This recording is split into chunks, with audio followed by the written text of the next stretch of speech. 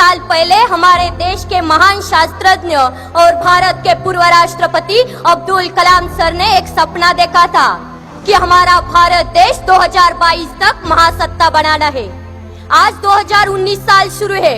मुझे नहीं पता कि 3 साल में हम महासत्ता बन सकेंगे या नहीं, लेकिन देश में बार बार होने वाले चुनाव, उनकी वजह से बर्बाद होने वाले समय, पैसे और निर्माण होने वाली अस्थिरता की वजह से हमारे देश को महासत्ता बनने में बड़ी रुकावट है, जिसको चाहे तो हम दूर कर सकते हैं एक देश एक चुनाव संकल्पना के माध्यम से। नमस्ते, मैं प्रज्ञा भगत छात्र संसद में युवाओं का प्रतिनिधित्व करते हुए अपनी बात रख रही हूँ। 2009 के लोकसभा चुनाव में चुनाव आयोग द्वारा खर्च हुई रकम थी 1700 करोड़।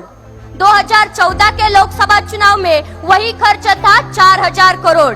अनुमान है कि इस बार के चुनाव में यही खर्च बढ़कर 7000 करोड़ से ज्यादा हो सकता है।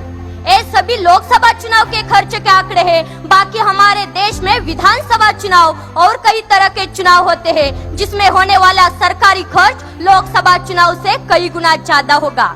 अगर ये सभी चुनाव एक साथ हो जाए तो हमारे देश के कई हजार करोड़ रुपए बच जाएंगे।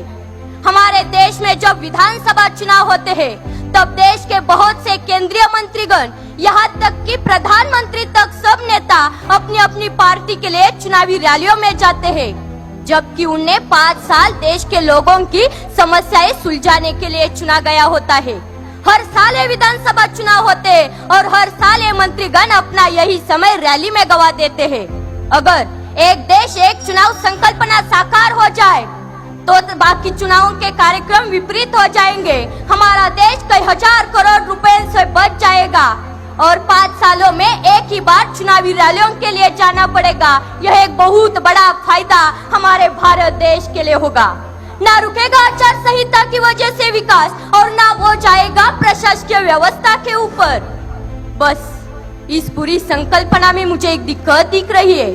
अगर किसी लोकसभा या किसी विधानसभा में कम संख्या बल होने की वजह से कोई सरकार समय से पहले गिर जाती है या खारिज हो जाती है तो ऐसे समय में क्या किया जाए?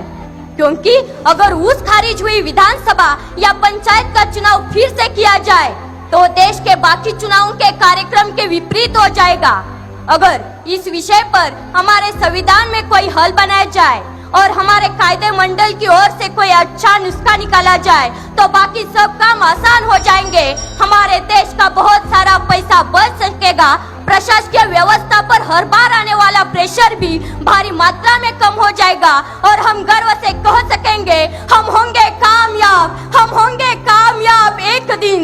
मन में है विश्वास, पूरा है विश्वास, हम होंगे कामयाब एक दिन, हम होंगे कामयाब एक दिन। जय हिंद, जय महाराष्ट्र, जय शिवराय।